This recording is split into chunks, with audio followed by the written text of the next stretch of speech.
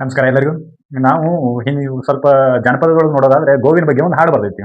ಏನಪ್ಪಾ ಅಂತಂದ್ರೆ, ಇಟ್ಟರೆ ಸಗಣಿಯಾದೆ ತಟ್ಟಿದರೆ ಕುರುಳಾದೆ, ಸುಟ್ಟರೆ ನೊಸಲಿಗೆ ವಿಭೂತಿಯಾದೆ ನೀನಾರಿಗಾದೆಯೋ ಎಲೆಮಾನವ ಎಲೆಮಾನವ ಅಂತೇಳಿ ಗೋವು ಕೇಳತೈತಂತ. ಗೋವು ಅಂತಂದ್ರೆ ಆಕಳು, ಆಕಳು ಮನುಷ್ಯರಿಗೆ ಕೇಳ್ತೈತಂತ. ನನ್ನಿಂದ ಏನೇನು ಉಪಯೋಗ ಐತಿ ಅಂತ ಹೇಳೋದ್ರ ಜೊತೆಗೆ ನಿನ್ನಿಂದ ಏನು ಉಪಯೋಗ ಐತಿ ಅಂತೇಳಿ ಮನುಷ್ಯನಿಗೆ ಕೇಳ್ತೈತೆ ಅದು. ನೀ ಯಾರಿಗಾದೆಯೋ ಎಲೆಮಾನವ, ನಿನ್ನಿಂದ ಯಾರಿಗಾದ್ರೂ ಒಂದಿಷ್ಟಾದ್ರೂ ಸಹಾಯ ಆಯ್ತೇನೋ ಅಂತ ಕೇಳ್ತೈತೆ ಅದು.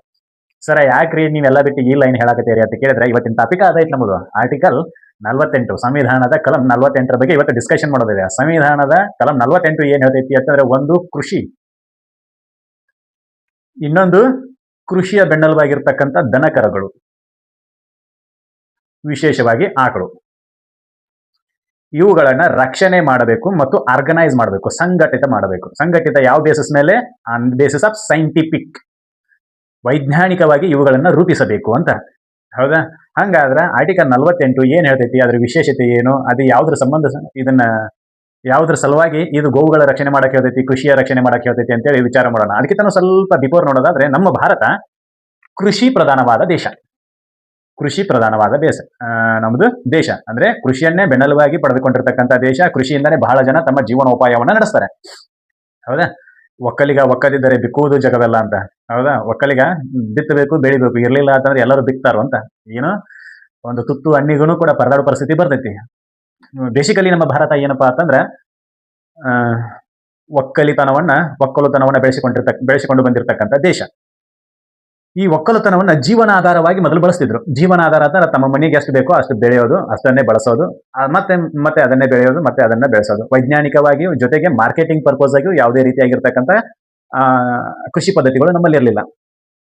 ಆದ್ರೆ ಜನಸಂಖ್ಯೆ ಜಾಸ್ತಿ ಆದ ಹಾಗೆ ಎಲ್ಲರಿಗೂ ಅನ್ನವನ್ನು ನೀಡುವ ಅನಿವಾರ್ಯತೆ ಬರ್ತೈತಿ. ಆವಾಗ ಜೀವನೋಪಾಯ ಪದ್ಧತಿಯಿಂದ ಕೃಷಿ ಮಾಡತಕ್ಕಂಥ ಕೃಷಿಕರಿಗೆ ಪ್ರೆಷರ್ ಸ್ಟಾರ್ಟ್ ಆಕೈತಿ. ಏನಪ್ಪಾ ಅಂತಂದ್ರೆ, ಪ್ರತಿಯೊಬ್ಬರಿಗೂ ಅನ್ನವನ್ನು ಪೂರೈಸಬೇಕಾದ್ರೆ ನಾವು ಹಳೆ ಪದ್ಧತಿಯನ್ನ ಬಿಟ್ಟು ಹೊಸ ಪದ್ಧತಿಯನ್ನ ಅನುಸರಿಸಬೇಕು. ಹಳೆ ಪದ್ಧತಿಯಿಂದ ನಮ್ಮ ಮನೆಗೆ ಅಷ್ಟ ಸಾಧಕಾಗ್ತೈತಿ. ಆಮೇಲೆ ಹೊಸ ಪದ್ಧತಿಯಿಂದ ಬೆಳೆಯುವ ಜನಸಂಖ್ಯೆಗೆ ಅನ್ನವನ್ನು ಪೂರೈಕೆ ಮಾಡುವ ಒಂದು ಮೂಲ ಉದ್ದೇಶ ಇರೋದ್ರಿಂದ ಹೊಸ ಕೃಷಿ ಪದ್ಧತಿಗಳನ್ನ ಅನುಸರಿಸಬೇಕಾಗ್ತೈತಿ. ಕಡಿಮೆ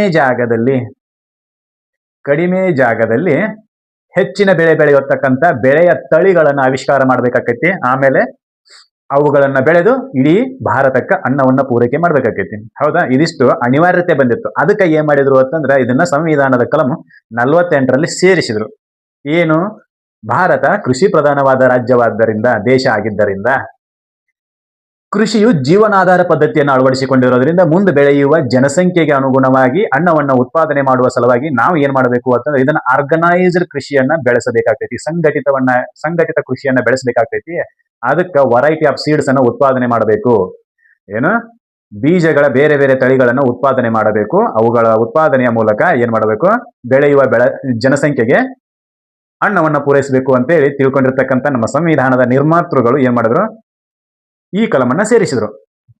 ಜೊತೆಗೆ ಕೃಷಿಗೆ ಪೂರಕವಾಗಿ ಕೆಲಸ ಮಾಡತಕ್ಕಂಥ ಆಕಳುಗಳು, ದನಗಳು ಮತ್ತೀತರ ಪ್ರಾಣಿಗಳು ತನ್ನ ಜೀವನೋಪಾಯದ ಜೊತೆಗೆ ಅವುಗಳನ್ನ ಸಾಕ್ತಿರ್ತಾನೆ. ಯಾಕಂತಂದ್ರೆ ಅದರಿಂದನೂ 2 ದುಡ್ಡು ಬಂದ್ರೆ ನನ್ನ ಮನೆಗೆ ಆಗ್ತೈತಿ ಅಂತೇಳಿ. ಯಾಕಂತಂದ್ರೆ ಹಾಲಿನ ಉತ್ಪಾದನೆಗಳ ಮಾರಾಟ, ಕುರಿ ಸಾಕಾಣಿಕೆಯಿಂದ ಮಾಂಸ ಮತ್ತು ಚರ್ಮಗಳ ಮಾರಾಟ, ಈ ಎಲ್ಲ ರೀತಿಯ ವಿಧಗಳನ್ನ ಅನುಸರಿಸಿಕೊಂಡು ಭಾರತದ ಕೃಷಿ ಬೆಳಿಬೇಕಾದ್ರೆ ಭಾರತ ಏನಾಕೈತಿ ಅಂತಂದ್ರೆ, ತನ್ನ ಮೂಲ ತಳಿಗಳಾಗಿರ್ತಕ್ಕಂಥ ದೇಶಿ ತಳಿಗಳ ನಾಶ ಹಾಕುವಂತ ಬಂದ್ಬಿಡ್ತವೆ. ದೇಶಿ ತಳಿಗಳು ನಾಶ ಆತಂದ್ರೆ ಕೃಷಿಯಲ್ಲಿಯೂ ಕೂಡ ದೇಶಿ ತಳಿಗಳ ನಾಶ ಆಗ್ತೈತಿ. ಜೊತೆಗೆ ದನ ಕರುಗಳಲ್ಲಿಯೂ ಕೂಡ, ಸಾಕಾಣಿಕೆಯಲ್ಲಿ ಕೂಡ ಏನಾಕೈತಿ ಅಂತಂದ್ರೆ ದೇಶಿ ತಳಿಗಳ ನಾಶ ಆಕೈತಿ. ಭಾರತಕ್ಕ ಆಕಳುಗಳ ಹಾಲಿನ ಉತ್ಪಾದನೆಯ ಸಲುವಾಗಿ ಏನ್ ಮಾಡಿದ್ರು ಅಂತಂದ್ರೆ, ಜೆರ್ಸಿ ತಳಿಗಳನ್ನ ಇನ್ವೈಟ್ ಮಾಡಿದ್ರು ಭಾರತದೊಳಗೆ. ಈ ಜೆರ್ಸಿ ತಳಿಗಳ ಆಕಳುಗಳಿಗೆ ತನ್ನ ಹೊಟ್ಟೆ ತುಂಬೈತಿ ಅಂತ ತನಗೆ ಗೊತ್ತಾಗೋದಿಲ್ಲ. ಅದಕ್ಕೆ ನೀವು ನೀರಿಟ್ರಿ ಅಂತಂದ್ರೆ ಕಂಟಿನ್ಯೂಸ್ ನೀರು ಕುಡಿತದ. ದೇಶಿ ಆಕಳುಗಳು ಹಂಗಲ್ಲ. ತನ್ನ ಹೊಟ್ಟೆ ತುಂಬಿತು ಅಂತಂದ್ರೆ ಮೂಸಿ ಸಕರ್ ನೋಡೋದಿಲ್ಲ. ಅದನ್ನ ಬಾರಿ ಬ್ರಿಲಿಯಂಟ್ ಅವು. ಈ ಜೆರ್ಸಿ ತಳಿ ಆಕಳುಗಳು ಏನಪ್ಪಾ ಅಂತಂದ್ರೆ, ಇವು ತನ್ನ ಹೊಟ್ಟೆ ತುಂಬೈತೈತೆ ತನಗೆ ಗೊತ್ತಾಗಂಗಿಲ್ಲ. ಇವತ್ರ ಹಾಲು ಕುಡಿದಿರ್ತಕ್ಕಂಥ ಮನುಷ್ಯರಿಗೆ ತಾವ್ ಏನ್ ಮಾಡಕತ್ತೀವಿ ಅನ್ನೋದ್ರ ಅರಿವುನೂ ಇರಂಗಿಲ್ಲ. ಯಾವ ರೀತಿ ಆಹಾರವನ್ನ ನಾವು ಸೇವಿಸ್ತೀವೋ ಆ ರೀತಿ ನಮ್ಮ ಮನಸ್ಥಿತಿ ಬೆಳೆದು ಬರ್ತೈತಿ. ಹೌದಾ? ದೇಶಿ ತಳಿಯ ಆಕಳುಗಳ ಹಾಲು ಹೈನುಗಳನ್ನ ತಿಂದಿರ್ತಕ್ಕಂಥ ಮೊದಲಿನ ವ್ಯಕ್ತಿಗಳನ್ನ ನೋಡ್ರಿ, ಜೆರ್ಸಿ ತಳಿಯ ಹಾಲು ಹೈನುಗಳನ್ನು ತಿಂದಿರ್ತಕ್ಕಂಥ ಈಗಿನ ವ್ಯಕ್ತಿಗಳನ್ನ ನೋಡ್ರಿ, there is an clear cut difference you can see. ನೀವು ಸಂಪೂರ್ಣವಾಗಿ ಅದರಲ್ಲಿ ಇರ್ತಕ್ಕಂಥ ವಿಭಿನ್ನತೆಯನ್ನು ನೋಡಬಹುದು. ಅದೇನಾರ ಇರ್ಲಿ, ಮೊದಲು ಆರ್ಟಿಕಲ್ 48ರ ಡೆಫಿನಿಷನ್ ಅನ್ನು ನೋಡೋಣ, ಏನ್ ಹೇಳ್ತೈತಿ ಅಂತೇಳಿ. ಈಗ ಇಲ್ಲಿ ತನಕ ನಾವು ಯಾಕೆ ಸಂವಿಧಾನದೊಳಗೆ ಅದು ಸೇರ್ಪಡೆ ಆಯ್ತು ಅಂತ ಹೇಳಿದ್ವಿ, ಇನ್ನು ಕ್ಲಿಯರ್ ಕಟ್ ಆಗಿ ನೋಡೋದಾದ್ರೆ ಅದು ಏನೇನು ಹೇಳ್ತೈತಿ ಅಂತೇಳಿ ನೋಡೋಣ. ಆರ್ಟಿಕಲ್ 48 ಏನಿದ್ರೆ ಹೆಡ್ಡಿಂಗ್ ಏನಪ್ಪಾ ಅಂತಂದ್ರೆ organisation of agriculture and animal husbandry. ಪ್ರಾಣಿಗಳ ಸಾಕಾಣಿಕೆ ಮತ್ತು ಕೃಷಿಯನ್ನ ಸಂಘಟಿಸೋದು, ಆರ್ಗನೈಸೇಷನ್ ಮಾಡೋದು ಅಂತ ಹೇಳ್ತಾರೆ.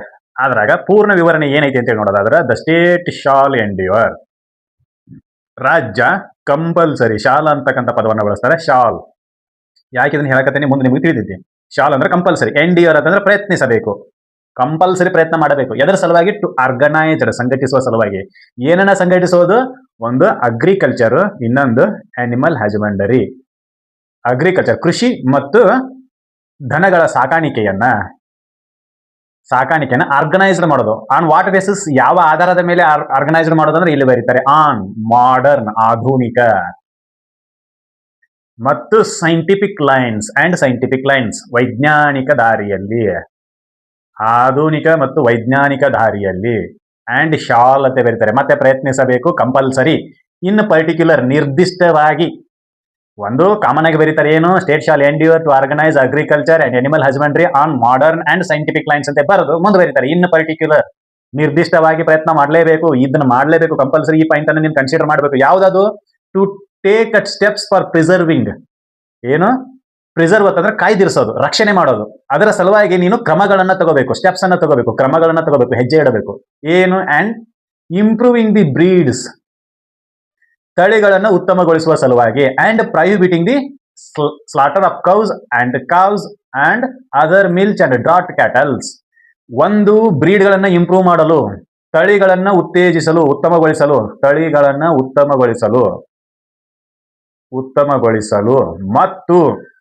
ಮತ್ತು ಪ್ರಾಹಿಬಿಟಿಂಗ್, ತಡೆಗಟ್ಟಲು. ಪ್ರಾಹಿಬಿಟ್ ಅಂದ್ರೆ ತಡೆಗಟ್ಟೋದು. ಏನನ್ನ ತಡೆಗಟ್ಟೋದು? ಸ್ಲಾಟರ್ ಆಫ್ ಕೌಸ್, ಆಕಳುಗಳನ್ನ ಹತ್ಯೆ ಮಾಡೋದು, ಗೋ ಹತ್ಯೆಯನ್ನ ತಡೆಯೋದು. ಜೊತೆಗೆ ಕೌಸ್, ಅವುಗಳ ಮರಿಗಳನ್ನ ಹತ್ಯೆ ಮಾಡೋದನ್ನ ತಡೆಗಟ್ಟೋದು. ಮರಿಗಳು ಅಥವಾ ಆಕಳ, ಮತ್ತೇನಲ್ಲ. ಅಂಡ್ ಅದರ್ ಮಿಲ್ಚ್, ಯಾವ ಹಾಲು ಕೊಡ್ತಾವೋ ಅವುಗಳನ್ನ ಕತ್ತರಿಸೋದ್ರಿಂದ ತಡೆಯುತ್ತದೆ, ಹತ್ಯೆ ಮಾಡೋದ್ರಿಂದ ತಡೆಗಟ್ಟೋದು. ಜೊತೆಗೆ ಡ್ರಾಟ್ ಕ್ಯಾಟಲ್ಸ್, ಯಾವ ಬಡ್ಡ ದನ ಇರ್ತಾವ ನೋಡ ಅವುಗಳನ್ನು ಕೂಡ ತಡೆಗಟ್ಟೋದು.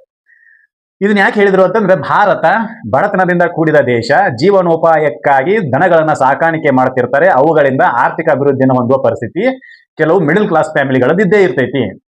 ಅವರು ದನ ಸಾಕಾಣಿಕೆ ಮಾಡ್ತಿರ್ತಾರೆ, ದನಗಳಿಂದ ಬಂದಿರತಕ್ಕಂಥ ಆದಾಯವನ್ನು ಪಡ್ಕೊಂಡಿರ್ತಾರೆ. ಫಾರ್ ಎಕ್ಸಾಂಪಲ್, ಹಾಲು, ಮೊಸರು, ತುಪ್ಪ, ಬೆಣ್ಣೆ ಇವುಗಳನ್ನೆಲ್ಲ ಮಾರೋದರಿಂದ ಅವರಿಗೆ ಆದಾಯ ಸಿಕ್ತಿರ್ತೈತಿ. ಅದಕ್ಕೆ ಇದನ್ನ ಆರ್ಯರ ಕಾಲದಲ್ಲಿ ಏನಂತ ಕರಿತಿದ್ರು ಅಂದ್ರೆ, ಗೋ ಸಂಪತ್ತು ಅಂತ ಹೇಳಿ ಕರಿತಿದ್ರು. ಸಂಪತ್ತನ್ನ ಯಾವುದರ ಆಧಾರದ ಮೇಲೆ ಅಳಿತಿದ್ರು ಅಂತಂದ್ರೆ, ಅವ ಎಷ್ಟು ದನಗಳನ್ನ ಸಾಕ್ಯಾನೋ, ಎಷ್ಟು ಆಕಳುಗಳನ್ನ ಸಾಕ್ಯಾನೋ ಅನ್ನೋದ್ರ ಮೇಲೆ ಅವನ ಸಂಪತ್ತು ಡಿಫೈನ್ ಆಗ್ತಿತ್ತು. ಗೋ ಸಂಪತ್ತು ಅಂತ ಕರಿತಿದ್ರು ಅದನ್ನ. ಹೌದಾ? ಈಗಾದ್ರೂ ದಾನ ಮಾಡ್ಬೇಕು ಅಂತಾರೆ, ಒಂದು ಗೋನ ದಾನ ಮಾಡ್ರಿ ಹಿಂಗೆಲ್ಲ ಹೇಳ್ತಿರ್ತಾರೆ, ಒಂದು ಆಕಳನ್ನ ದಾನ ಮಾಡ್ರಿ ಅಂತೇಳಿ. ಯಾರಿಗೆ? ಬ್ರಾಹ್ಮಣರಿಗೆ. ಯಾಕಂದ್ರೆ ಬ್ರಾಹ್ಮಣರು ಮೊದಲು ಬಡತನದಲ್ಲಿದ್ರು. ಹೌದಾ? ಅವರಿಗೆ ಆಕಳನ್ನ ದಾನ ಮಾಡೋದ್ರಿಂದ ಅವರ ಆರ್ಥಿಕ ಪರಿಸ್ಥಿತಿ ಸುಧಾರಿಸ್ತಿತ್ತು. ಅವರ ಆಶೀರ್ವಾದದಿಂದ ನೀವೆಲ್ಲರೂ ಬೆಳಿತೀರಿ ಅಂತ ಹಿಂಗೆಲ್ಲ ಅವರ ವೇದಗಳ ಸಾಕ್ಷಿಗಳದಾವೆ. ಅದು ಸೆಕೆಂಡ್ರಿ. ಅದ್ರಾಗ ಏನಾರ ಇರ್ಲಿ, ಇಲ್ಲಿ ಏನಾಗಿತ್ತು ಅಂದ್ರೆ, ನಿನ್ನ ಪರ್ಟಿಕ್ಯುಲರ್ ಆಗಿ ನಿನ್ನ ಬಡತನಕ್ಕೆ ಕಾರಣ ಏನಪ್ಪಾ ಅಂತಂದ್ರೆ, ನೀನ್ ಯಾವುದೇ ರೀತಿಯಾಗಿರ್ತಕ್ಕಂಥ ಉತ್ಪನ್ನಗಳನ್ನು ಉತ್ಪಾದಿಸದೇ ಇರೋದು. ನಿನ್ನ ಮನ್ಯಾಗ ಆಕಳು ಮತ್ತು ಹಿಂಡುವ ದನಗಳಿದ್ದು ಅಂತಂದ್ರೆ, ನೀನು ಏನ್ ಮಾಡಬಹುದು ಅಂತಂದ್ರ, ನಿನ್ನ ಆರ್ಥಿಕ ಪರಿಸ್ಥಿತಿಯನ್ನು ಸುಧಾರಿಸಬಹುದು, ನಿನ್ನ ಖರ್ಚು ವೆಚ್ಚಗಳನ್ನ ತಗ್ಗಿಸಬಹುದು. ಮನ್ಯಾಗನ ಹಾಲು ಹಿಂಡು ದನಗಳು ಇದ್ದು ಅಂತಂದ್ರೆ, ನೀನ್ ಹಾಲು ಕೊಂಡು ತಗೊಳ್ಳೋ ಅವಶ್ಯಕತೆ ಇಲ್ಲ, ಅದ್ರದ್ದು 60 ರೂಪಾಯಿ ಉಳಿತೈತಿ. ಈಗಿನ ಪರಿಸ್ಥಿತಿ ಒಳಗೆ ಹೋಲಿಸಿ ಹೇಳಿದ್ರೆ ಅರ್ಥ ಆಗತೈತಿ. ವಾಪಸ್ಸು ಹೊಲಕ್ಕೆ ಬೇಕಾಗಿರ್ತಕ್ಕಂಥ ಗೊಬ್ಬರವನ್ನ ನೀನು ಕೊಂಡು ತಗೊಳ್ಳೋ ಅವಶ್ಯಕತೆ ಇಲ್ಲ. ಯಾಕಂತಂದ್ರೆ ಅದ ದನಕರಗಳ ಹೆಣ್ಣಿನ ಶಗಣಿನ ಏನಾಕೈತಿ ಅಂದ್ರೆ ಗೊಬ್ಬರವಾಗಿ ಪರಿವರ್ತನೆ ಆಗ್ತೈತಿ. 3 ರಿಂದ 4 ವರ್ಷಕ್ಕೆ ಒಂದು ಸಲ ನೀನು ಹೊಲಕ್ಕೆ ಹಾಕಿದ್ರು ಸಾಕು. That can manage all your fertilisers. ನೀನೇನು ಹೊಲಕ್ಕೆ ಹಾಕ್ತಿಲ್ಲ, ಆ ಫರ್ಟಿಲೈಸರ್ಸ್ ಅದೇ ಮೇಂಟೈನ್ ಮಾಡ್ತೈತಿ. ಅದನ್ನ ಈಗ ಆರ್ಗ್ಯಾನಿಕ್ ಕೃಷಿ ಅಂತಕ್ಕಂಥ ಹೆಸರಿನಲ್ಲಿ ಮತ್ತೆ ತಗೊಂಡ್ಬರಕತ್ತಾರೆ. ಹೌದಾ? ಅದು ಸೆಕೆಂಡ್ರಿ. ಈ ಸಂವಿಧಾನದ ಕಲಂ 48 ಏನ್ ಹೇಳ್ತೈತಿ ಅಂದ್ರೆ, 2 ವಿಷಯಗಳ ಬಗ್ಗೆ ಗಮನ ಕೊಡ್ತೈತಿ. ಯಾವ 2 ವಿಷಯ ಅಂತ ನೋಡೋದಾದ್ರೆ, ಒಂದನೇದು ಯಾವ್ದಪ್ಪ ಅಂತಂದ್ರೆ, ಇಲ್ಲೇ ಬರಿತೀನಿ, ಏನು? ಕೃಷಿಯನ್ನ ಆಧುನಿಕ ಮತ್ತು ವೈಜ್ಞಾನಿಕ ಪದ್ಧತಿಯಲ್ಲಿ ಆರ್ಗನೈಸ್ ಮಾಡೋದು. ಆಧುನಿಕ ಮತ್ತು ವೈಜ್ಞಾನಿಕ ಪದ್ಧತಿಗಳಲ್ಲಿ ಆರ್ಗನೈಸ್ಡ್ ಮಾಡೋದು. ಆಧುನಿಕ ಪದ್ಧತಿ ಅಂದ್ರೆ ಯಾವ್ದಪ್ಪ ಅಂತಂದ್ರೆ, ಮೊದಲು ನೀರನ್ನ ಕಿನಾಲ್ ಕೌಲಿಂದ ಹಾಸ್ತಿದ್ರು, ಮಟ್ಟಿ ಹೊಡೆಯೋದ್ರಿಂದ ಹಾಸ್ತಿದ್ರು. ಎಲ್ಲಿ? ಬೆಳೆಗಳಿಗೆ. ಆದ್ರೆ ಈಗ ಯಾವುದು ಕೃಷಿ ಸಿಂಚಾಯಿ ಯೋಜನೆಗಳ ಮೂಲಕ ಕೃಷಿ ಸಿಂಚಾಯಿ ಯೋಜನೆಗಳ ಮೂಲಕ ಏನ್ ಮಾಡಕತ್ರು ಎಲ್ಲಾ ಹೊಲಗಳಿಗೂ ಸ್ಪ್ರಿಂಕ್ಲರ್ ಗಳನ್ನ ಕುಣಿಸೋದ್ರ ಮೂಲಕ ಜೊತೆಗೆ ಡ್ರಿಪ್ ಪೈಪ್ ಅನ್ನ ಕುಣಿಸೋದ್ರ ಮೂಲಕ ಏನ್ ಮಾಡಿದ್ರು ನೀರಿನ ವ್ಯತ್ಯಯನ್ನ ತಡೆಗಟ್ಟಿ ಕೃಷಿಯನ್ನ ಆಧುನಿಕವಾಗಿ ಪರಿವರ್ತನೆ ಮಾಡಿದ್ರು. ಈಗ ಕಬ್ಬಿಗೂ ಕೂಡ ಡ್ರಿಪ್ ಮಾಡ್ತಾರೆ, ಡ್ರಿಪ್ ಮಾಡೋದ್ರ ಮೂಲಕ ಕಬ್ಬಿನ ಪ್ರತಿಯೊಂದು ಕಬ್ಬಿನ ಬೇರಿಗೂ ಕೂಡ ನೀರು ಎಷ್ಟು ಹೋಗ್ಬೇಕು ಅಷ್ಟು ಹೋಗ್ತೈತಿ. ಅನಾಯಾಸವಾಗಿ ನೀರಿನ ವೇಸ್ಟ್ ಅನ್ನ ತಡೆಗಟ್ತಾರೆ. ಆ ನೀರನ್ನ ಮತ್ತೆ ಬಳಸಿಕೊಂಡು ಬೇರೆ ಹೊಲಕ್ಕೆ ಹಾಸಬಹುದು. ಅದ ನೀರಿನ ಉಳಿತಾಯದ ಮೂಲಕ. ಇದನ್ನ ಏನಂತ ಕರಿತೀವಿ ಅಂತಂದ್ರೆ ಆಧುನಿಕ ಪದ್ಧತಿಯ ಆಧಾರದ ಮೇಲೆ. ಜೊತೆಗೆ ಮೊದಲ ದನ ಕರುಗಳಿಂದ ಏನ್ ಮಾಡ್ತಿದ್ರು ಅಂತಂದ್ರೆ ಹೊಲವನ್ನ ಉತ್ತು ಬೆತ್ತಿ ಬೆಳಿತಿದ್ರು. ಈಗ ಟ್ರ್ಯಾಕ್ಟರ್ ಟ್ರೇಲರು ಕೃಷಿ ಉಪಕರಣಗಳನ್ನೆಲ್ಲವನ್ನು ಬಳಸಿಕೊಂಡು ಈಗ ಬಿತ್ತನೆ ಮಾಡುವ ಕೆಲಸವನ್ನ ಮಾಡ್ತಾರೆ. ಅಂದ್ರೆ ಇದು ಆಧುನಿಕ ಪದ್ಧತಿಯನ್ನ ಬಳಸಿಕೊಂಡು ಈಗ ಬಿತ್ತನೆ ಮಾಡ್ತಾರೆ. ಮೊದಲು ಕಬ್ಬವನ್ನು ಏನ್ ಮಾಡ್ತಿದ್ರು ಅಂತಂದ್ರೆ ಜನರ ಗುಂಪನ್ನ ಕಟ್ಟಿಕೊಂಡು ಕಬ್ಬ ಕಡದು ಟ್ರ್ಯಾಕ್ಟರ್ಗೆ ಹೇರಿ ಆಮೇಲೆ ಫ್ಯಾಕ್ಟರಿ ಗಳಿಸಿದ್ರು. ಈಗ ಮಷಿನ್ ಹಚ್ತಾರೆ. ಇದು ಆಧುನಿಕ ಪದ್ಧತಿ. ಈ ಒಂದ್ ಎಕರೆ ಕಬ್ಬ ಕಡಿಬೇಕಾದ್ರೆ ಮೊದಲು 2 ದಿನ ಬೇಕಾಗ್ತಿತ್ತು. ಆದ್ರೆ ಈಗ 1 ಎಕರೆ ಕಬ್ಬ ಕಡಿಯಕ ಒಂದು 30 ರಿಂದ 35 ನಿಮಿಷ ಆದ್ರೆ ಸಾಕು. ಯಾಕೆ ಮಷಿನ್ ವರ್ಕ್ ಮಾಡ್ತಿದ್ವಿ. ಹೌದಾ? ಇದನ್ನ ಆಧುನಿಕ ಪದ್ಧತಿಯ ಮೇಲೆ ಆರ್ಗನೈಸ್ಡ್ ಮಾಡಕತ್ತಾರೆ. ಇದು ಒಂದನೇದು. ಏನು ಆರ್ಟಿಕಲ್ 48ರ 1ನೇ ಉದ್ದೇಶ ಏನಪ್ಪಾ ಅಂತಂದ್ರೆ ಕೃಷಿಯನ್ನ ಆಧುನಿಕ ಮತ್ತು ವೈಜ್ಞಾನಿಕ ಪದ್ಧತಿಯ ಮೇಲೆ ಆರ್ಗನೈಸ್ ಮಾಡೋದು. ಅದರ ಸಲುವಾಗಿನೇ ಕೃಷಿ ಸಿಂಚಾಯಿ ಯೋಜನೆ ಅಂತ ಯೋಜನೆಗಳನ್ನ ಕೇಂದ್ರ ಸರ್ಕಾರ ಮತ್ತು ರಾಜ್ಯ ಸರ್ಕಾರಗಳು ಜಾರಿಗೆ ತಗೊಂಬರ್ತವೆ. ಸಬ್ಸಿಡಿಯಲ್ಲಿ ಬೀಜ ಮತ್ತು ಗೊಬ್ಬರವನ್ನು ಪೂರೈಕೆ ಮಾಡ್ತವೆ. ಹೌದಾ? ಇನ್ನು ಎರಡನೇದ್ದು ದನ ಕರುಗಳ ರಕ್ಷಣೆ. ದನ ಮತ್ತು ಅವರ ಕರುಗಳ ರಕ್ಷಣೆ ಏನು ಅಲ್ಲೇ ಬರೀತಾರೆ, ಸ್ಲಾಟರ್ ಆಫ್ ಕೌಸ್ ಟು ಪ್ರಹಿಬಿಟ್ ಅಂತ. ಏನು ಆಕಳುಗಳನ್ನ ಕಡಿಯೋದನ್ನ ನಿಲ್ಲಿಸಬೇಕು. ಎಂತ ಆಕಳುಗಳು? ಅವು ಹಿಂಡುವರೆ ಇರ್ಲಿ ಇಲ್ಲ ಬಡ್ ಬಿದ್ದದವರೆ ಇರ್ಲಿ. ಹೌದಾ? ಇದನ್ನ ಮುಂದೆ ಏನ್ ಮಾಡ್ತಾರೋ ಅಂತಂದ್ರೆ ತಳಿಗಳ ಸಂರಕ್ಷಣೆಗಾಗಿ ರಾಷ್ಟ್ರೀಯ ಗೋಕುಲ್ ಮಿಷನ್ ಅನ್ನ ಸ್ಥಾಪನೆ ಮಾಡ್ತಾರೆ, ಜಾರಿಗೆ ತಗೊಂಡ್ಬರ್ತಾರೆ. ರಾಷ್ಟ್ರೀಯ ಗೋಕುಲ್ ಮಿಷನ್ ಏನು ರಾಷ್ಟ್ರದಲ್ಲಿ ದೇಶೀಯ ತಳಿಗಳಾಗಿರ್ತಕ್ಕಂಥ ಆಕಳುಗಳ ರಕ್ಷಣೆ. ದೇಶೀಯ ಆಕಳುಗಳು ಒಂದೆರಡು ಹೆಸರು ಹೇಳ್ರಿ ನೋಡೋಣ, ಯಾರಿಗಾರು ಗೊತ್ತದವನ? ಇಲ್ಲಲ್ಲ. ನಮ್ಮ ದೇಶದ ಯಾವ್ದಾದ್ರು ಗೊತ್ತಿಲ್ಲ. ಜರ್ಸಿ ಆಕಳ ಹೇಳ್ಬಿಡ್ತೀವಿ. ಯಾಕಂದ್ರೆ ದಿನ ನೋಡ್ತೀವಲ್ಲ, ಅವರೇ ಈ ಕಣೇರಿ ಮಠದ ಸಂಘಗಳು ಹತ್ತಾರ, ದನಗಳಲ್ಲ ದೇವುಗಳು ಅಂತ ಹೇಳೋದು. ಯಾಕಂತಂದ್ರೆ ತನ್ನ ಹೊಟ್ಟೆ ತುಂಬೈತೆ ತನಗೆ ತಿಳಿಲಾರದಂತದ್ದನ್ನ ದನ ಅಂತ ಕರಿತೀರಿ. ಅದಿರ್ಲಿ. ಆದ್ರೆ ದೇಶಿ ತಳಿಗಳು ಹಂಗಲ್ಲ. ಗಂಗೆದೊಗಲ್ ಅಂತೇಳಿ ಕೊಳ್ಳಾಗ ಜೋತ್ ಬಿದ್ದಿರ್ತೈತೆ. ಅದ್ರ ದೇಶಿ ತಳಿ ಆಕಳದ್ದು ಗಂಗೆದೊಗಲ್. ಅದ್ರ ತಿಕ್ಕೋದ್ರಿಂದ BP ಹತೋಟಿಗೆ ಬರ್ತೈತಿ. ನಾ ಹೇಳಕತ್ತಿಲ್ಲ, ಸೈಂಟಿಫಿಕ್ಲಿ ಪ್ರೂವ್ಡ್. ಏನಾರ ಮಾಡ್ಕೊರಿ. ಮನಿ ಕಟ್ಟು ಮುಂದೆ ಜಾಸ್ತಿ ಆಕಳ ಮನಿ ಒಳಗೆ ಹೋಗಿಸ್ತಾರ. ಮೊದಲ ಬಾಗ್ಲ ಕುಣಿಸಿದ ನಂತರ ಯಾವ್ದನ್ನ ಹೋಗಿಸ್ತಾರೆ ಮನಿ ಒಳಗೆ? ದೇಶಿ ಆಕಳ ತಳಿ ಹುಡುಕಾಡ್ಕೊಂಡ್ ಬರ್ತಾರೆ. ಬಿಳಿ ಆಕಳ ಹೋಗ್ಬೇಕಂತೇಳಿ ಹೋಗಿಸ್ರ ನನ್ನ ಜಾಸ್ತಿ ತಳಿ ನಿಮ್ಮ ಕಂಪೇರಿಟಿವ್ಲಿ ಹಾಲು ಕಡಿಮೆ ಕೊಡ್ತೈತಿ. ಹಾಲ ಕೊಡೋದಿಲ್ಲ. 2 ಲೀಟರ್ ಹಿಂಡ್ತೀವಿ ಅಂದ್ರೆ ಬಾಳ ಅದು. ಆದ್ರೆ ಅದೇ 2 ಲೀಟರ್ ನಿನ್ನನ್ನ ರೋಗದಿಂದ ರಕ್ಷಣೆ ಮಾಡ್ತೈತಿ. ತಾಯಿ ಹಾಲನ್ನ ಬಿಟ್ರೆ ನೆಕ್ಸ್ಟ್ ಇರೋದೇ ಅದು. ಒಮೆಗಾ 3 ಹುಡುಕಾಡ್ಕೊಂಡು ಹೋಗಿ ಟ್ಯಾಬ್ಲೆಟ್ ತಗೋತೀರಿ. ಒಮೆಗಾ 3 ದೇಶಿ ಆಕಳ ತಳಿ ಹಾಲಿನಲ್ಲಿ ಇರ್ತೈತಿ. ಹೌದಾ? ಏನ ಅವಾಗ ಮತ್ತೆ ನನಗೆ ಶುಗರ್ ಆಗೈತಿ, ನನಗೆ BP ಆಗೈತಿ ಅನ್ನೋದು. ಯಾಕಂತಂದ್ರೆ ಒಂದು ದಿನಾನು ನೀನು ಆಕಳ ಹಾಲನ್ನ ಕುಡ್ದೇ ಇಲ್ಲಲ್ಲ, ನಿನಗೆ ಹೆಂಗ್ ತಪ್ತೈತಿ ಅದು? ಒಂದು ದಿನಾನು ಆಕಳ ಮೈಯನ್ನ ತಿಕ್ಕಿಲ್ಲಲ್ಲ, ಮನಸ್ಸು ಹೆಂಗ್ ಹತೋಟಿಗೆ ಬರ್ತೈತಿ? ಆಕಳ ದನಗಳ ಮೈ ತಿಕ್ಕೋದ್ರಿಂದ ಮನಸ್ಸು ಹತೋಟಿಗೆ ಬರ್ತೈತಿ, ಶಾಂತ ಅನಿಸ್ತೈತಿ ಮನಸ್ಸು. ನಿಮ್ಮ ಬಿಟ್ಟ ಮುಂದೊಂದು ಟರ್ಮ್ ಬರ್ತೈತಿ. ಹಾಲೆಲ್ಲಿ ಸಿಗ್ತಾವನಂತೆ, ಪಾಕಿಟ್ನಾಗ ಸಿಗ್ತಾವ ಹೇಳ್ತಾವಲ್ಲ, ಹಾಲೆಲ್ಲಿ ಸಿಗ್ತಾವ ಅನ್ನೋದು ಗೊತ್ತಿಲ್ಲ ಅವಕ್ಕ. ಈ ಸಿಟಿ ಜೀವನಕ್ಕೆ ಜೋತ್ ಬಿದ್ದು ನಮ್ದು ಒಂದು ಇಂಥದ್ದು ಬದುಕಿತ್ತು ಅಂತೇಳಿ ಯಾರಿಗೂ ಗೊತ್ತನಾಗ್ಲಾರಂತ ಪರಿಸ್ಥಿತಿಗೆ ಬಂದಿವಿ. ಇರ್ಲಿ, ಸೆಕೆಂಡ್ರಿ. ರಾಷ್ಟ್ರೀಯ ಗೋಕುಲ್ ಮಿಷನ್ ನಾ ಏನ್ ಹೇಳಕತ್ತಿದ್ನಿ ಅಂತಂದ್ರೆ, ಯಾರಿಗಾದ್ರೂ ದೇಶಿ ತಳಿಗಳ ನೆನಪದಾವನತೆ ಕೇಳ್ರಿ. ಇಲ್ಲ. ಯಾಕಿಲ್ಲ? ಅವು ನೋಡೇ ಇಲ್ಲಿವ. ಅಲ್ಪ ಸ್ವಲ್ಪ ಉಳ್ದವೆ. ಕಿಲಾರಿ ದನಗಳು ಅಂತೇಳಿ ಉಳ್ದವೆ. ಅವೇನಪ್ಪಾ ಅಂದ್ರೆ ಮಹಾರಾಷ್ಟ್ರದ ಕಿಲಾರಿ ಅಂತಕ್ಕಂಥ ಊರಲ್ಲಿ ಆ ದನಗಳ ಬ್ರೀಡ್ ಜಾಸ್ತಿ. ಅವು ಎತ್ತ ಹೂಡಕ್ಕೆ ಜಾಸ್ತಿ, ಅಂದ್ರೆ ಎಳೆಯೋದಕ್ಕೆ ಜಾಸ್ತಿ. ನೇಗ್ಲದು ಅದು ಕೂಡ್ತಿದ್ರು. ನೇಗ್ಲ ರೆಂಟಿ ಎಲ್ಲ ಅದು ಕೂಡಿ ಇದನ್ನ ಮಾಡ್ತಿದ್ರು. ಕಿಲಾರಿ ತಳಿ ಅಂತ ಕರಿತಿದ್ರು. ಈಗಾದ್ರೂ ಅದಾವೆ. ಎಷ್ಟು ಮಂದಿ ಗೊತ್ತೈತಿ? ಗೊತ್ತೈತಿ ಜಾರ್ಸಿ ಅಷ್ಟೇ. ಅಮೃತ್ ಮಹಲ್ ಎಷ್ಟು ಮಂದಿ ಗೊತ್ತೈತಿ? ಹಳಿಕಾರ ಎಷ್ಟು ಮಂದಿ ಗೊತ್ತೈತಿ? ಗಿರ್ ಎಷ್ಟು ಮಂದಿ ಗೊತ್ತೈತಿ? ಸಾಹಿಲ್ವಾಲ್ ಎಷ್ಟು ಮಂದಿ ಗೊತ್ತೈತಿ? ಏನ್ ಅದನ್ನೇ ಈ ತಳಿಗಳಿಗೆ ಹಾಳಾಗಿ ಹೊಂಟಾವತ್ತನ ಏನ್ ಮಾಡಕತ್ತಾರ? ರಾಷ್ಟ್ರೀಯ ಗೋಕುಲ್ ಮಿಷನ್ ಸ್ಥಾಪನೆ ಮಾಡಿದ್ರೆ ಇವುಗಳ ಮೂಲಕ ಗೋವುಗಳ ತಳಿಗಳನ್ನ, ದೇಶೀಯ ಗೋವುಗಳ ತಳಿಗಳನ್ನ ರಕ್ಷಣೆ ಮಾಡುವ ಕೆಲಸ ಸ್ಥಾಪನೆ ಆಯ್ತು. ಅದಕ್ಕೆ ಎಲ್ಲಾ ಮಠಗಳು, ಅದ್ರಾಗ ವಿಶೇಷವಾಗಿ ಕೃಷ್ಣನಿಗೆ ಸಂಬಂಧಿಸಿದ ಮಠಗಳಲ್ಲಿ ಅದಕ್ಕೆ ಅವನ ಹೆಸರು ಗೋಪಾಲ. ಗೋಗಳನ್ನ ಕಾಯವ ಗೋಪಾಲ ಅಂತ ಕರೀತಾರೆ. ಈಗ ಗೋಪಾಲ ಅನ್ನೋರು ಅದನ್ನ ತಿನ್ನಾಕತ್ತಾರೆ. ನಾ ಹಂಗೆ ಹೇಳಕತ್ತಿಲ್ಲ. ದರ್ಜನ್ ತಿನ್ನಾಕತ್ತಾರ ಅಂತಂದ್ರೆ ಮಾರಾಕತ್ತೀರಿ ಅಂತ. ಅದ್ ಯಾವ್ದಾರ ದನ ಹಿಂಡ್ಲಿಲ್ಲ ಅಂತ ಮಾರಿ ಬಿಡೋದನ್ನ. ಬಡತನ ಐತಿ, ನಾವು ಇಲ್ಲೋನದಿಲ್ಲ. That is an different think of arguments. ಬಡತನ ಐತಿ, ಆದ್ರೆ ಆಕಳನ್ನ ಮಾರಿದ ತಕ್ಷಣ ನೀನು ಶ್ರೀಮಂತ ಆಗ್ತೇನು? ಹೋಗೋ ಮುಂದೆ ಕಣ್ಣೀರಾಕಿ ಹೋಗ್ತೈತೆ ಅದು. ಇರೋ ತನಕ ನಾನು ಬಳಸ್ಕೊಂಡ ಈ ಕಡಾಕತ್ತ ನೋಡುತ್ತೆ ನೆಟಿಸನ್ ಏನಾರ ಇರ್ಲಿ. ಇದನ್ನ ಏನ್ ಮಾಡ್ರಿ ಅಂತಂದ್ರೆ ಗೋವುಗಳ ರಕ್ಷಣೆ ಮಾಡುವ ಸಲುವಾಗಿ ಕಾನೂನುಗಳನ್ನ ತಗೊಂಬರಿ, ಪ್ರೈಬಿಷನ್ ಆಫ್ ಸ್ಲಾಟರ್ ಹೌಸಸ್ ಮಾಡ್ರಿ ಅಂತ ಹೇಳ್ತು. ಯಾವುದು ಕಾನೂನನ್ನ ಹೇಳ್ತು. ಇದೊಂದು, ಆಮೇಲೆ ಸಮಾನ ನಾಗರಿಕ ಸಂಹಿತೆ ಒಂದು, ಇದನ್ನೊಂದು ಬಿಟ್ಟು ಎಲ್ಲಾನು ಜಾರಿಯಾಗ್ಯಾವ DPSPಗಳು. ಇವೆರಡು ವೋಟ್ ಬ್ಯಾಂಕ್ ಸಂಬಂಧ ಉಳ್ಕೊಂಡಾವತ್ ನಮಗೆ ಅನಿಸ್ತೈತಿ. ನಿಮ್ಗೆ ಗೊತ್ತಿರಲಿ, ಈ 1857 ನಮ್ಮದು ಭಾರತದ ಸ್ವತಂತ್ರ ಸಂಗ್ರಾಮ ನಡೀತು. ಡೆಲ್ಲಿಯಲ್ಲಿ ಬೌದ್ಧ ಶಾ ಜಫರ್ ಅಂತಕ್ಕಂಥ ಒಬ್ಬ ರಾಜ ಇದ್ದ, ಮೊಘಲರ ಕೊನೆಯ ಅರಸ. ಇದು ನಡೆದಾಗ ಹಿಂದೂಗಳ ಭಾವನೆಗೆ ಧಕ್ಕೆ ಆಗದೇ ಇರಲಿ ಅಂತೇಳಿ ಅವಾಗ ಏನ್ ಮಾಡಿದ್ರು ಅಂತಂದ್ರೆ ಸ್ಲಾಟರಿಂಗ್ ಹೌಸ್ ಅನ್ನ ಬಂದ್ ಮಾಡಿದ್ರು, ದನ ಕಡಿದನ್ನ ಬಂದ್ ಮಾಡಿದ್ರು. ಯಾರು? ಮೊಘಲರ ರಾಜ. ಯಾವಾಗ? 1857 ದಂಗೆಯಲ್ಲಿ, ಸ್ವತಂತ್ರ ಭಾರತದ ಸಂಗ್ರಾಮದ ಸಮಯದಲ್ಲಿ ಹಿಂದೂಗಳ ಭಾವನೆಗೆ ಧಕ್ಕೆ ಆಗದಿರಲಿ ಅಂತೇಳಿ ದನ ಆಕಳು ಹಿಂದೂಗಳು ಏನ್ ಮಾಡ್ತಾರೆ ಅಂದ್ರೆ ಆಕಳನ್ನ ತಾಯಿಯ ಸಮಾನವಾಗಿ ಪೂಜೆ ಮಾಡ್ತಾರೆ. ಅದರ ಸಲುವಾಗಿ ಅವರ ಭಾವನೆಗಳಿಗೆ ಧಕ್ಕೆ ಆಗದಿರಲಿ ಅಂತೇಳಿ ಮೊಘಲರ ರಾಜ ಏನ್ ಮಾಡಿದ ಅಂತಂದ್ರೆ ಸ್ಲಾಟರಿಂಗ್ ಹೌಸ್ ಗಳನ್ನ ಬಂದ್ ಮಾಡಿದ. ಆದ್ರೆ ಈಗ ಸ್ಲಾಟರಿಂಗ್ ಹೌಸ್ ಅನ್ನ ಓಪನ್ ಮಾಡಕತ್ತಾರೆ. ಯಾಕಪ್ಪ ಅಂತಂದ್ರ ಕೆಲವೊಂದಿಷ್ಟು ಜನರ ಓಟ್ಗಳು ಅವ್ರಿಗೆ ಸಿಗಲಿ ಅಂತೇಳಿ. ಕೇಸ್ಗಳು ಅದು ಸುಪ್ರೀಂ ಕೋರ್ಟ್ ಜಜ್ಮೆಂಟ್ಗಳು ಬಂದು 3 ಜಜ್ಮೆಂಟ್ ಬಂದು 3 ಜಜ್ಮೆಂಟ್ ನಲ್ಲಿ ಡಿಫ್ರೆಂಟ್ ಥಿಂಗ್ ಬಂದು. 2ನೇ ಜಜ್ಮೆಂಟ್ ನಲ್ಲಿ ಅಂದ್ರೆ ಕ್ಲಿಯರ್ ಕಟ್ ಆಗಿ ಹೇಳ್ಬಿಡ್ತಾರೆ, ಯಾವುದೇ ದನಗಳನ್ನ ಕಡಿಯುವಂಗಿಲ್ಲ. ಅವು ಹಾಲು ಹಿಂಡುವರೆ ಇರ್ಲಿ, ಹಾಲು ಹಿಂಡದೇ ಇರುವಂತವರೇ ಇರ್ಲಿ, ಆರ್ಥಿಕ ಪರಿಸ್ಥಿತಿಯನ್ನು ಉತ್ತೇಜನ ಮಾಡ್ತಿದ್ದು ಅಂತಂದ್ರೆ ಯಾವ್ದು ನೀವು ಕಡಿಯುವಂಗಿಲ್ಲ, ತಿನ್ನುವಂಗಿಲ್ಲ. ದಟ್ಸ್ ತಿನ್ನುವಂಗಿಲ್ಲ ಅಂತ ಹೇಳಂಗಿಲ್ಲ, ಕಡಿಯುವಂಗಿಲ್ಲ ಅಂತ ಹೇಳಿದ್ರು. ಅವ್ರು ಕಡಿಯುವಂಗಿಲ್ಲ ಅಂತಂದ್ರೆ ಕಡದೇ ಇರೋ ಮಾಂಸ ಎಲ್ಲಿ ಸಿಗೈತಿ ಅಲ್ಲಿ ನೀವು ತಿನ್ನೋದು ಬಂದಾಕೈತಿ.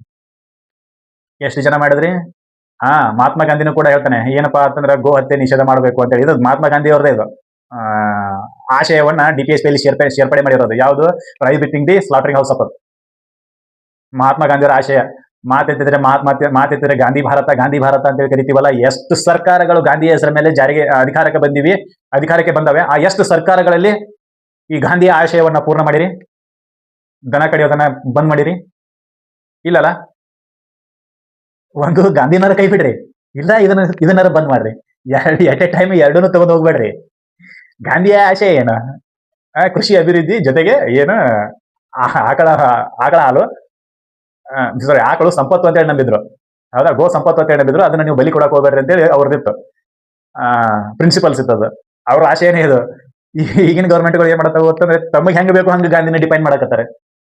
ತನಗೆ ಬೇಕಾಗಿತ್ತು ಅಂದ್ರೆ ಗಾಂಧಿ ಅನ್ನೋದು, ತನಗೆ ಬೇಡಾಗಿತ್ತು ಅಂದ್ರೆ ಸಂವಿಧಾನ ಅನ್ನೋದು.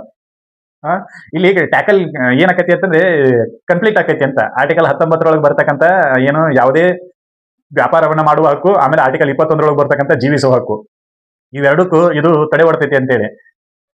ಇಲ್ಲಿ ಹಂಗೆ ಎಷ್ಟೋ ತಡೆಗಳನ್ನ ದಾಟಿಯೂ ಕೂಡ ಕೆಲವೊಂದಿಷ್ಟು DPSPಗಳನ್ನ ಜಾರಿಗೆ ತಗೊಂಬಂದಿವಲ್ಲ. ಇವನ್ ಸುಪ್ರೀಂ ಕೋರ್ಟ್ ಜಜ್ಮೆಂಟ್ಗಳು ಹಂಗೆ ಇದಾವೆ. ಏನ್ ಹೇಳ್ತವೆ? 3 ಜಜ್ಮೆಂಟ್ ಅದ ನೋಡೋಣ. 1ನೇ ಜಜ್ಮೆಂಟ್ ಯಾವ್ದಪ್ಪ ಅಂದ್ರ ಮೊಹಮ್ಮದ್ ಹನೀಫ್ ಕುರೇಶಿ ವರ್ಸಸ್ ಬಿಹಾರ್ ಅಂತ. 1958 ಜಾರಿಗೆ ಬಂದಿರ್ತಕ್ಕಂಥದ್ದು. 1958 ಜಜ್ಮೆಂಟ್ ಬರುತ್ತೆ. ಇಲ್ಲಿ ಏನಾಗಿತ್ತು ಅಂದ್ರೆ ಬಿಹಾರ ಗವರ್ಮೆಂಟ್ ಟೋಟಲಿ ಬ್ಯಾನ್ ಮಾಡಿತ್ತು. ಯಾವುದನ್ನ? Cow ಸ್ಲಾಟರಿಂಗ್. Total ban and cow ಸ್ಲಾಟರಿಂಗ್ ಅಂತೇಳಿ ದನ ಕಡಿಯೋದನ್ನ ಸಂಪೂರ್ಣವಾಗಿ ನಿಷೇಧ ಮಾಡಿದ್ರು. ಏನಪ್ಪಾ ಅಂತಂದ್ರ ಕಾರಣ ಏನು ಕೊಟ್ಟಿದ್ರು ಅಂತಂದ್ರ ಆರ್ಥಿಕವಾಗಿ ಇವು ಸಪೋರ್ಟಿವ್ ಅದಾವು ಅಂತ. ಬಡವರ ಆರ್ಥಿಕ ಗುಣಮಟ್ಟವನ್ನ ಹೆಚ್ಚಿಗೆ ಮಾಡ್ತಾವ, ಆರ್ಥಿಕವಾಗಿ ಸಹಾಯಕವಾಗ್ಯಾವ ಅಂತ. ಸುಪ್ರೀಂ ಕೋರ್ಟ್ ಏನ್ ಮಾಡ್ತೀವಿ ಅಂತಂದ್ರೆ ಆರ್ಥಿಕವಾಗಿ ಸಹಾಯ ಅಂತಿರಲ್ಲ, ಅದು ಹೆಂಗ್ ಮಾಡ್ತೈತೆ ಅಂತ ಕೇಳಿದ್ರು ಅವರು.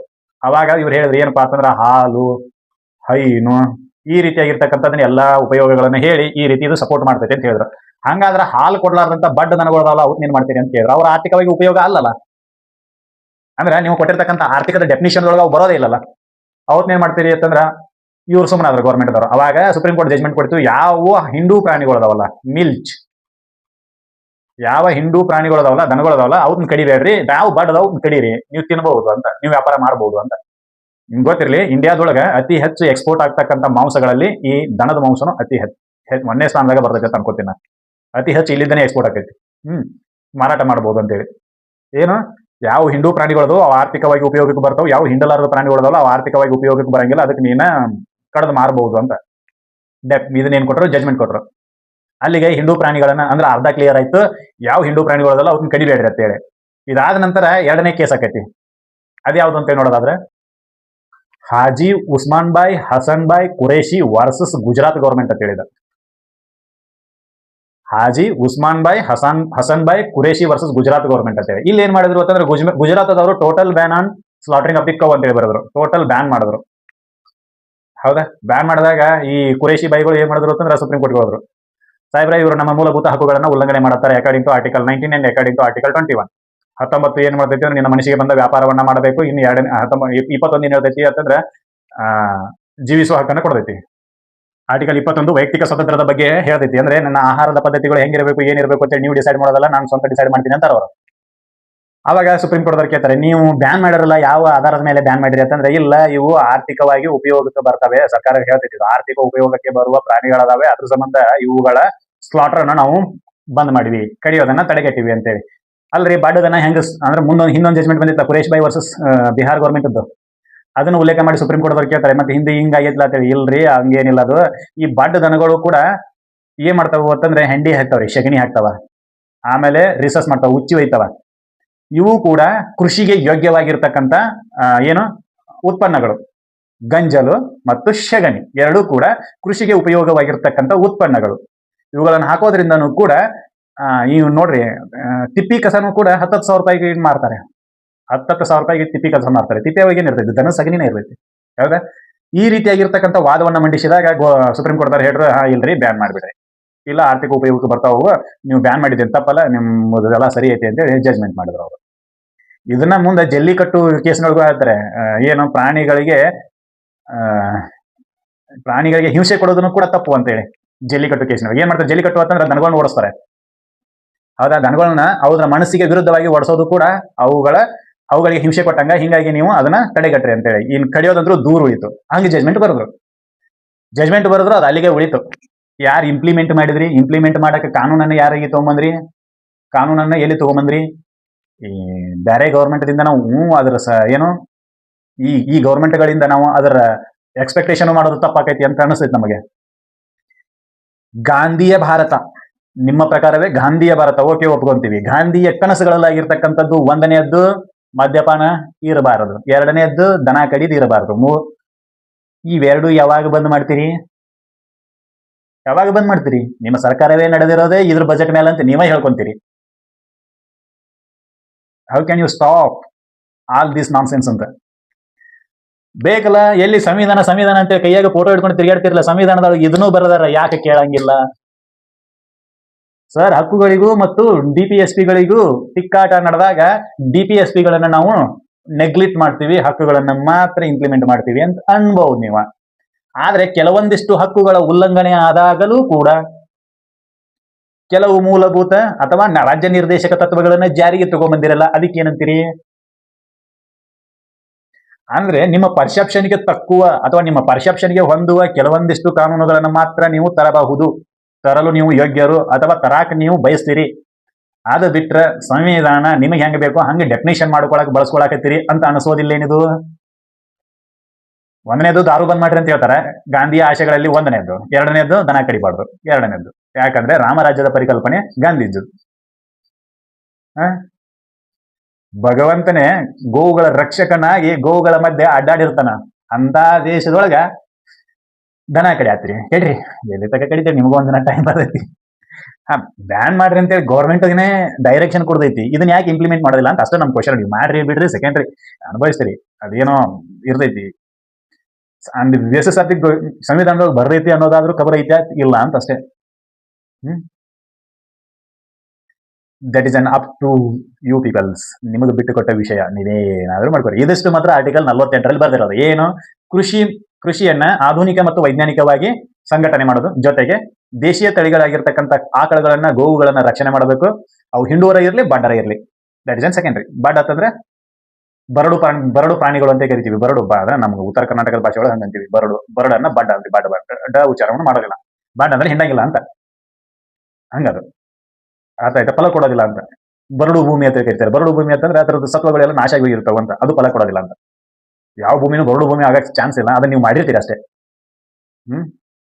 ಯಾವ ದನಗಳು ಕೂಡ ಬರಡ್ ಆಗೋದಿಲ್ಲ. ಅದನ್ನೇ ಸುಪ್ರೀಂ ಕೋರ್ಟ್ ಅವರು ಹೇಳ್ತಾರೆ, ಎಲ್ಲಾ ಪ್ರಾಣಿಗಳು ಕೂಡ ಏನಪ್ಪಾ ಅಂತಂದ್ರೆ ಆರ್ಥಿಕವಾಗಿ ಉಪಯೋಗಕ್ಕೆ ಬರುತ್ತವೆ, ಬಂದೇ ಬರ್ತವೆ. ಅದಕ್ಕೆ ಗೋವು ಹೇಳ್ತೈತಿ, ಈತರೆ ಶಗಣಿಯಾದೆ, ತಟ್ಟಿದರೆ ಕುರುಳಾದೆ, ಸುಟ್ಟರೆ ನೊಸಲಿಗೆ ವಿಭೂತಿ ಆದೆ, ನೀ ಯಾರಿಗಾದೆಯೋ ರಾಜಕುಮಾರ ಅಂತ. ಇರ್ಲಿ, ಗೋವು ಆರ್ಯರ ಕಾಲದೊಳಗೆ ಗೋವು ಒಂದ್ ರೀತಿ ಸಂಪತ್ತು, ಈಗೂನು ಕೂಡ ಗೋವು ಒಂದ್ ರೀತಿ ಸಂಪತ್ತು. ಆದ್ರೆ ನಾವು ಅರ್ಥ ಮಾಡ್ಕೊಳಕ್ ತಯಾರಿಲ್ಲ. ಎಷ್ಟು ಜನ ತಮ್ಮ ಮಕ್ಕಳಿಗೆ ಆಕಳ ಹಾಲನ್ನೇ ಕುಡಿಸಿರಿ. ತಾಯಿ ಹಾಲು ಬಿಟ್ಟ ನಂತರ, ತಾಯಿಯ ಮೊಲೆ ಹಾಲು ಬಿಟ್ಟ ನಂತರ ಮಕ್ಕಳಿಗೆ ಆಕಳ ಹಾಲನ್ನ ಕೊಡಬೇಕು. ಆಕಳ ಹಾಲು ಔಷಧಕ್ಕಾದ್ರೂ ಸಿಗ್ತಾವೆ ನಿಮಗೆ ಈಗ? ದನ ತಿಂತೀರಿ, ದನ ತಿನ್ನೋದ್ರಿಂದ, ಆಕಳ ತಿನ್ನೋದ್ರಿಂದ ಯಾವ್ಯಾವ ಡಿಸೀಸ್ ಬರ್ತಾವ ಅನ್ನೋದಾದ್ರು ಗೊತ್ತೈತಿ? ಸರ್ ಹಾಲು ತಿನ್ನಂತೀರಿ, ದನ ತಿನ್ನೋದ್ರಿಂದ ಡಿಸೀಸ್ ಬರ್ತಾವಂತೀರಿ. ಮೊದಲು ರಿಸರ್ಚ್ ಮಾಡ್ರಿ ಯಾಕೆ ಈ ಮಾತು ಹೇಳ್ತೀವಿ ಅಂತೇಳಿ. ದನ ತಿನ್ನೋದ್ರಿಂದ ಡಿಸೀಸ್ಗಳು ಬರ್ತವೆ. ಕಂಟಿನ್ಯೂಸ್ ದನ ತಿನ್ನೋದ್ರಿಂದ DNA ಮ್ಯೂಟೇಟ್ ಆಗ್ತೈತಿ. ನಾ ಸುಳ್ಳು ಹೇಳಿದ್ರೆ you can go through Google and detect and search and analyse it. ನಾವು ಅದ್ರ ಬಗ್ಗೆ ಮಾತಾಡಿದ್ರೆ ಒಂದು ಕಾಂಟ್ರವರ್ಸಿ ಆಕೈತಿ. That is secondary matter. ನಾನು ಹೇಳುವಷ್ಟು ಹೇಳಿದ್ವಿ, ಮುಂದಿಂದು ನಿಮ್ಮದು. That's an enough. ಸರಿ, ಇದಿಷ್ಟು ಆರ್ಟಿಕಲ್ 48 ಬಗ್ಗೆ ನಿಮಗೆ ಕೊಡಬೇಕಾಗಿರೋ ಮಾಹಿತಿ. ಈ ಮಾಹಿತಿ ನಿಮಗೆಲ್ಲ ಇಷ್ಟ ಆಗೈತೆ ಅಂತ ಹೇಳ್ಕೊಂತೀನಿ. ಇಷ್ಟ ಆಗಿತ್ತು ಅಂತಂದ್ರೆ ನಮ್ಮ ಚಾನಲ್ ಅನ್ನು ಸಬ್ಸ್ಕ್ರೈಬ್ ಮಾಡ್ರಿ.